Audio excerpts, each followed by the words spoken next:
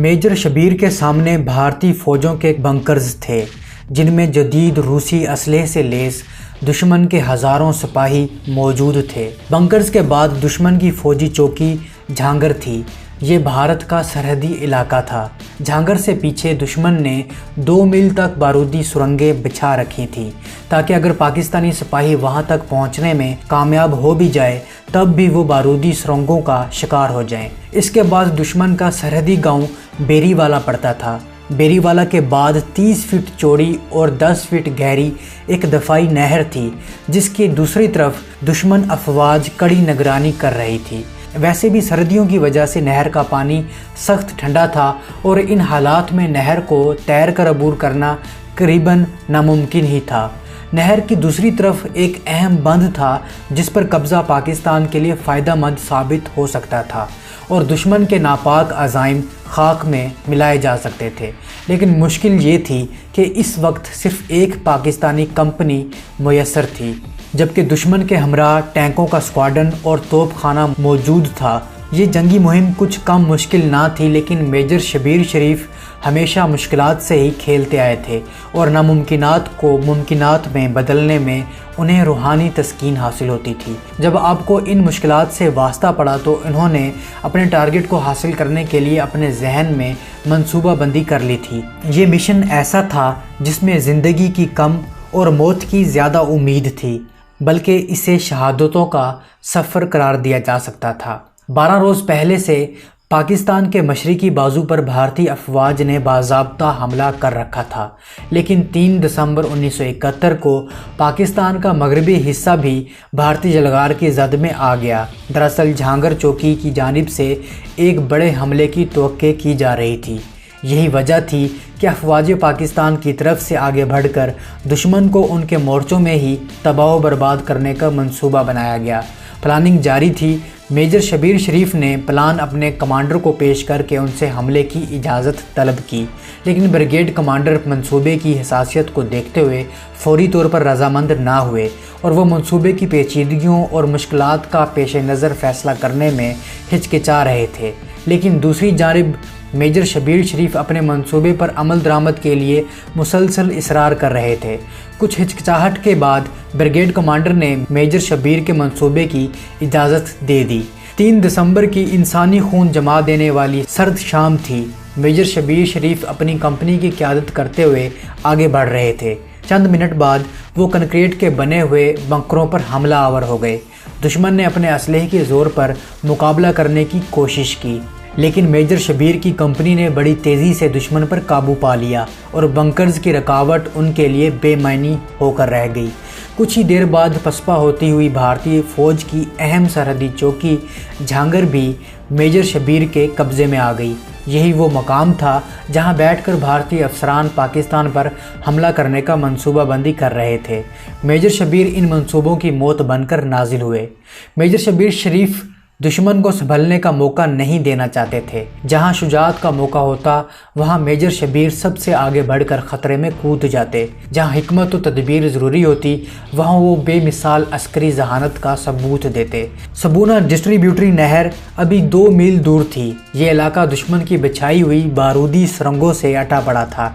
कदम कदम पर मौत मुंतज़िर थी, लेकिन यूँ दिखाई दे रहा था कि मेजर शबीर शरीफ की लोगत में डर और खौफ का कोई लफ्ज़ नहीं था। आम जिंदगी में भी वो इन्हीं खसूसियात के हामिल थे, लेकिन अब तो मुल्क व कौम की सालमियत ही ख़तरे में पड़ चुकी थी। इसलिए उनकी सारी सलाहियतें और जिबलतें खुद ब खुद काम कर रही थीं। वो बारूदी सुरंगों के दरमियान से खुद भी गुजर गए और अपने साथियों को भी इन बारूदी सुरंगों से बचा कर ले गए। इसी असना में दुश्मन की तोपें इन पर खूब गोले बरसा रही थी। दुश्मन खुदकार असलहे से भी फायरिंग कर रहा था, लेकिन मेजर शबीर की कंपनी अपने कायद की क़यादत में आगे बढ़ती जा रही थी। जूं मेजर शबीर शरीफ की कंपनी दुश्मन के करीब होती जा रही थी, गोलाबारी बढ़ती जा रही थी। इसके बावजूद 30 मिनट में मेजर शबीर शरीफ की कंपनी बारूदी सुरंगों के 2 मील अबूर कर गई। अब वो दुश्मन के एक गांव बेरीवाला के सामने पहुंच चुके थे। यहाँ पर मेजर शबीर को ख़ास मुज़ाहमत का सामना करना पड़ा, क्योंकि गांव में भारतीय फ़ौजी अपने असलहे समेत मौजूद थे। लेकिन मेजर शबीर और इसकी कंपनी के आगे दुश्मन ज़्यादा देर ना ठहर सका और बेरीवाला गांव पर भी पाकिस्तानी जानबाजों का कब्ज़ा हो गया।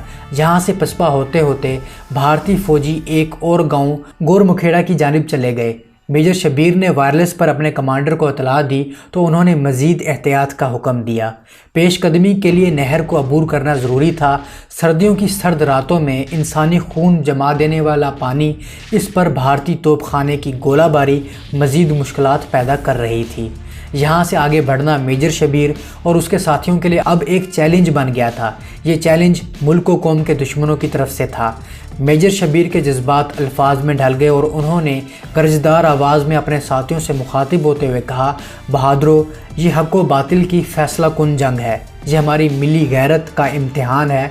खुदा की कसम, अगर मैं पीछे हटूं तो तुम मुझे गोली मार देना, और अगर तुम पीछे हटे तो मैं तुम्हें गोली मार दूंगा। जो पीछे रहना चाहता है वो अभी रह जाए। हमें हर हाल में आगे बढ़ना है। बोलो मेरे साथ चलोगे? इस तकरीर के एक एक लफ्ज़ ने जवानों के दिलों में जोश का तूफ़ान खड़ा कर दिया था। सब ने एक आवाज़ होकर कहा, हम चलेंगे और ज़रूर चलेंगे। हम इस्लाम और वतन के लिए अपनी जानों का नजराना बखुशी पेश करेंगे। मेजर शबीर शरीफ की क़यादत में ये मुजाहिदों की जमात आगे बढ़ती हुई सबूना नहर के किनारे पर जा पहुंची। दुश्मन के गोले पूरी शिद्दत से बरस रहे थे। मुतवातिर धमाकों से फ़िज़ा गूंज रही थी। बर्फ़ जमा देने वाली सर्दी में पाकिस्तानी मुजाहिद ना सिर्फ नहर के सर्द पानी में खुद उतरे, बल्कि अपने हथियारों की हिफाजत दूसरे किनारे पर रसाई भी उनके फ़राइज़ में शामिल थी। नहर का सर्द पानी शमशीर की तरह इंसानी हड्डियों में पेविस्त हो रहा था। ऊपर दुश्मन की फायरिंग ने परेशान कर रखा था। इन हालात में दूसरे किनारे तक पहुंचना नामुमकिन दिखाई देता था, लेकिन मेजर शबीर की क़यादत में तमाम जवानों के हौसले बुलंद थे और हर कोई वतन अजीज़ की खातिर अपनी जान की कुर्बानी देने का पुख्ता अज़म करके आया था। यही वजह थी कि ना दुश्मन की फायरिंग उन्हें खौफज़दा कर पा रही थी और ना ही बर्फ़ानी पानी पाकिस्तानी मुजाहिदों के जज्बों को सर्द कर सकता था। दुश्मन ने बहुत कोशिश की कि ये जवान नहर के दूसरे किनारे पर ना पहुंच सकें।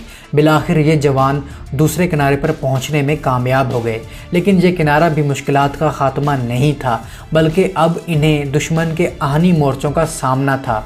फौलाद की दीवारों के साथ साथ टैंकों का एक स्क्वाड्रन भी वहाँ मौजूद था। मेजर शबीर ने अपने साथियों को आगे बढ़ने का हुक्म दिया। मेजर समेत तमाम साथी दुश्मन पर टूट पड़े। नारे तकबीर फ़िज़ा में गूंजते ही दस्त ब दस्त लड़ाई शुरू हो गई। इस अजीम कमांडर की क़यादत में फ़ौजी जवानों ने वो जोहर दिखाए कि तमाम तर हिफाजती तदाबीर के बावजूद दुश्मन को उन आहनी मोर्चों से पसपा होना पड़ा। वहाँ मुतय्यन 43 भारतीय फ़ौजी मारे गए और 28 जिंदा कैदी बना लिए गए। इस मार्के में टैंकों ने भी अपने जोहर दिखाने की कोशिश की, लेकिन 4 टैंकों को हिलने से पहले ही राख का ढेर बना दिया गया, तो बाकी भी खामोशी से पसपा हो गए। इस मार्के में कामयाबी के बाद दुश्मन के इलाके में बनाए हुए अजीम बंद के अहम हिस्सों पर पाकिस्तान का कब्ज़ा हो चुका था। नहर पर बंधा हुआ इंतहाई अहम पुल भी पाकिस्तान के कब्ज़े में आ चुका था। गोरमुखेड़ा गांव की तरफ से राब्ते का ये वाहिद ज़रिया था। ये फतह दुश्मन की अस्करी हैसियत पर शदीद ज़रब थी। दुश्मन के जिन हिफाजती इंतज़ामात को सभी नाकाबिल शिकस्त तस्वुर करते थे, मेजर शबीर ने अपने साथियों के हमरा इन इंतज़ामात को तहस नहस करके रख दिया। मेजर शबीर शरीफ मज़ीद आगे बढ़ना चाहते थे, लेकिन कमांडिंग ऑफिसर मज़ीद पेशकदमी पर रजामंद ना थे। पाकिस्तान मुजाहिदों के कदम मजबूरन रुक गए। दुश्मन से छीने हुए मोर्चों में ही पोजीशन मुस्तहकम कर ली गई। अंधेरी रात में दिन के उजाले तो पहले ही छुप चुके थे। माहौल पर मुकम्मल तारीकी छा चुकी थी। मेजर शबीर उस वक्त अपने मुट्ठी भर साथियों के साथ दुश्मन के इलाके में मौजूद थे। इसी दौरान ही एक अजीब वाक़या पेश आया। मेजर शबीर शरीफ की कंपनी पर हमला करने वाले भारतीय कंपनी के कमांडर का नाम मेजर नारायण सिंह था। जल्द ही उस तक ये खबर पहुंच गई कि पाकिस्तानी कंपनी का कमांडर बड़ा सख्त जान और बहादुर है। ये सुनकर नारायण मेजर शबीर से हसद महसूस करने लगा। हत्ता कि उनकी तारीफ़ सुनकर उसने कसम उठा ली कि वो इस पाकिस्तानी नाकाबिले शिकस्त कमांडर को शिकस्त देगा या मौत कबूल करेगा। सो 5 दिसंबर की रात वो अपने फौजियों समेत लड़ता भिड़ता सबूना बंद आ पहुंचा, जहां मेजर शबीर मोर्चा बंद थे। इसने मोर्चे के सामने खड़े होकर आवाज़ लगाई कि शबीर शरीफ कहाँ है? अगर वो शेर दा पुत्र है तो मोर्चे से बाहर निकले और मर्दों की तरह मुझसे मुकाबला करे। इस कंपनी कमांडर को ये मालूम नहीं था कि वो जिस मुजाहिद को ललकार रहा है वो इस किस्म के चैलेंज कबूल करने में देर नहीं लगाता। याद रहे कि मेजर शबीर शरीफ शहीद को उनके साथी और अफसरान उनकी आउटस्टैंडिंग कारकर्दगी की वजह से उन्हें सुपरमैन कहकर पुकारते थे। अगले ही लम्हे इन्होंने अपने मोर्चे से बाहर छलांग लगाई और खम ठोंक कर भारतीय सूरमा के सामने आ गए। मेजर नारायण गलत फहमी की बिना पर उन्हें कमांडर शबीर नहीं बल्कि सिपाही समझा जो उस पर हमला कर रहा है, लिहाजा उसने मेजर शबीर की तरफ ग्रेनेड उछाल दिया। खुशकिस्मती से वो बम से महफूज रहे, अलबत्ता कपड़ों को आग लगने से एक बाजू कुछ ज़ख्मी हो गया। ये देखकर मेजर शबीर के साथ मौजूद जवानों ने चाहा कि नारायण सिंह पर फायरिंग करें, मगर मेजर शबीर ने उन्हें रोक दिया। जख्मी होने के बावजूद वो भारतीय मद्दे मुकाबल की चुनौती का जवाब तन्हा ही देना चाहते थे। बेचारे मेजर नारायण को खबर ना थी कि उसके हम मुकाबिल एक उम्दा बॉक्सर है। दरअसल पाकिस्तानी फ़ौजी अफसर के वालिद मोहम्मद शरीफ मेजर शबीर और उनसे छोटे भाई मुमताज़ के माबीन बॉक्सिंग मैच कराते थे और इन मैचों में घुमसान का मुकाबला होता था। चुनांचे इन सख्त मुकाबलों ने शबीर शरीफ को बेहतरीन बॉक्सर और लड़ाका जवान बना दिया था। अब पाकिस्तानी और भारतीय मेजरों की दस्त बदस्त जंग शुरू हो गई। शबीर शरीफ ने मुक्कों के ताबड़तोड़ हमलों से नारायण सिंह का सारा गुरूर खाक में मिला दिया। जल्दी पाकिस्तानी मेजर के एक मुक्के ने उसे खाक चिटा दी। इसके बाद मेजर शबीर शरीफ ने फिलफोर नारायण सिंह की ही राइफल थामी और सारी गोलियां शिकस्त खोरदा भारतीय मेजर के सीने में उतार दी। भारतीय मेजर के साथ आए सिपाही अपने कमांडर का इबरत अंगेज इंजाम देखकर भाग खड़े हुए, लेकिन उनमें से कुछ मारे भी गए। यूँ मेजर शबीर आन बान और शान से महाज़े जंग में जन्म लेने वाला ये अनोखा मैच जीत गए। मेजर शरीफ ने भारतीय फ़ौज की जिस तरह दुर्गत बनाई थी, इसके नतीजे में फ़ौज के आला तरीन हुकाम को भी मालूम हो गया था कि उनका वास्ता किसी बड़ी बला से पड़ गया है। भारतीय फ़ौजी क़यादत ने ब्रिगेडियर सरजीत सिंह से कमान वापस ले ली और इस सेक्टर की तारीख़ के सबसे बड़े हमले का आगाज़ किया। 6 दिसंबर 1971 को दिन 11 बजे भारतीय टैंक एक दफ़ा फिर अपनी ज़मीन छुड़वाने के लिए मेजर शबीर शरीफ की तरफ बढ़ रहे थे। वो दुश्मन के इस्तकबाल के लिए खुद 102 मिलीमीटर गन के साथ तैयार थे। जब 2 टैंक उनके करीब पहुँचे तो इन्होंने पहले पर फायर किया और इसके परखचे उड़ा दिए। अब इनके पास मौका था कि वो गन छोड़कर दुश्मन के फायर से बचें, मगर उन्होंने दूसरे टैंक की तबाही मचाने के खदशे के पेश नज़र इस पर भी फायर शुरू कर दिया। इसी दौरान एक गोला उनके बिल्कुल करीब आकर गिरा और वो शदीद ज़ख्मी हो गए और बिलाखिर ज़ख्मों की ताब ना लाते हुए खालिक हकीकी से जा मिले। दोस्तों, जंग के खात्मे के बाद भारतीय फ़ौज के एक अहम कमांडर कर्नल शिशिपाल पाकिस्तानी हेडक्वार्टर आए। इस मौके पर इन्हें कुछ भारतीय करेंसी वापस की गई और बताया गया कि ये भारतीय बंकरों पर मेजर शबीर शरीफ के कब्ज़े के बाद मिली थी। मेजर शबीर शरीफ का ख्याल था कि ये भारतीय फ़ौजियों की तनख्वाह की रकम थी और उन्होंने जंग के बाद इसे वापस करने की हदायत की थी। कर्नल शिशिपाल पर कुछ देर तक मुकम्मल खामोशी तारी रही और फिर वो बोले, अगर सियासत से काम ना लिया जाए तो सच ये है कि वो एक बेहतरीन सोल्जर थे। दोस्तों, इस वाक़ये का तज़किरा भारतीय अखबार इंडियन एक्सप्रेस की रिपोर्ट में भी किया गया है।